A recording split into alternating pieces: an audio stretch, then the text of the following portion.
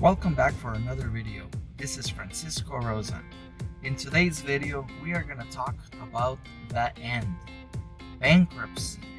The worst thing that can happen to you in your business dealings or real estate investment career.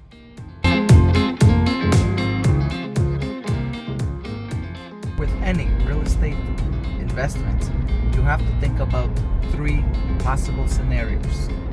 What is the best thing that can happen? What is the worst thing that can happen? And what is an acceptable return? Not great, not bad, but completely acceptable. If you haven't heard it yet, any investment requires an exit strategy. So from the very beginning that you are planning on buying, you must think to yourself, if I need to cash out, exit, sell the property, how well can I do? How fast can I get out? And can I get all my money back? There's a rule in real estate, and the number one rule is do not lose money.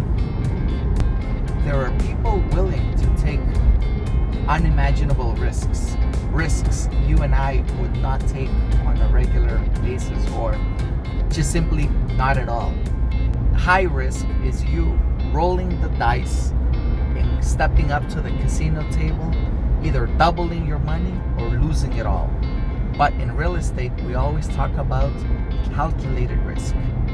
Do not take on more risk than you can afford. And that way, you are hedging against loss. If you bought a house with a loan and you cannot pay it back, I'm sure you've heard foreclosure. What exactly is it? In legal terms, it's nothing more than you borrowing money and the house secures the repayment of the loan. Unlike a credit card, in which if you do not pay, the bank will just hound you, call after call, letter after letter, saying, please pay us back, please pay us back, please pay us back. If you cannot, there's nothing more they can do. The only difference with real estate is the bank has the right to repossess, auction, and recover any money that you owe. The math is pretty simple. If the bank is able to recover all the money that you owe, you no longer owe them anything. In fact, if there's extra money left over after the foreclosure process, you as the homeowner are entitled to that difference. On the other hand, if the sale goes through and the bank does not recover enough to pay off the loan, the foreclosure process is complete, the house is sold, and the bank recovered all the money they could from the asset that guaranteed repayment. Now, the rest of the loan that you still owe is called unsecured debt. Whatever that is, whether it's $1 or $100,000, now you owe unsecured debt. You owe money, but it's not secured by any collateral. Going back on topic about bankruptcy. Bankruptcy is simply a court process in which you get an order that prohibits anybody from pursuing a debt against you. It is a legally binding order that stops anybody from making any further efforts in collecting money that you may owe them. So you may be wondering, how does a bankruptcy work? There are different types of bankruptcies. If you watch the news and hear about big businesses filing bankruptcy, they always state reorganization. Simply put, it means the company has money, but not enough to pay everything. No different than you owing $100,000, but you only have $50 to pay, and somebody will still have to take a loss.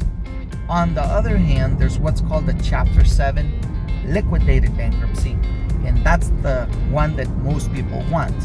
It simply means you owe X amount of money, you earn X amount of money, you have regular and ordinary household expenses, and you can barely afford to cover those, and you no longer have the ability to pay anything else. If you qualify under the specific conditions required, you have the ability to eliminate all personal debt and continue to keep whatever you earn for purposes of meeting your periodic and regular household and personal expenses. Bankruptcy comes with a condition that you do not have assets to satisfy any debt. So the ideal candidate for a Chapter 7 is somebody that simply has one car and their primary residence. In Massachusetts, there's a homestead exemption up to $250,000 for a person, $500,000 if you're married. Exemptions protect the value of assets, which means they cannot be taken from you to satisfy debt. The moment that you have a second home, a business, or passive income, or a higher than average income for your state, then you have a problem. You may still be able to do bankruptcy, but now you may only qualify for Chapter 13, which is in effect a repayment plan. You're obligated to create a budget which gets approved by the court. Once it's approved, you commit to paying debt with whatever leftover money you have after meeting regular and ordinary household expenses. And then after paying that debt for a certain period of time, whatever balance you have left over will be discharged or eliminated. But it comes with a long-term commitment. Chapter 13 is generally a 3 or 5 year commitment. If you're afraid to invest, just remember, what's the worst thing that can happen? If the worst thing that can happen is losing your home or not being able to pay your debt, you're likely to still be able to save your home if you earn enough to make your regular monthly payments and meet your regular household expenses. Most people that file bankruptcy either have no income or a significant cut, and they're in over their head on credit card payments, or even the mortgage payments. Remember, if you owe money, you can eliminate the personal liability, but you cannot eliminate the security. What do I mean by that? Well, simple. If you cannot repay the car, the bank cannot force you to pay it. But you have not eliminated the lien on the car, so the bank can still repossess the vehicle. If you owe money on a mortgage and cannot pay it, you eliminate the personal liability and the bank cannot sue you for the money. But you have not eliminated the mortgage or the security that the house provides, guaranteeing the repayment. So therefore, the bank can still foreclose. They just cannot sue you for the deficiency or the claim on the note. I hope you found this video useful. Good luck investing. Good luck learning how to become a real estate investor. Let me know if you have any questions. I'm happy to answer them, and look forward to teaching you how to educate yourself to become a better investor.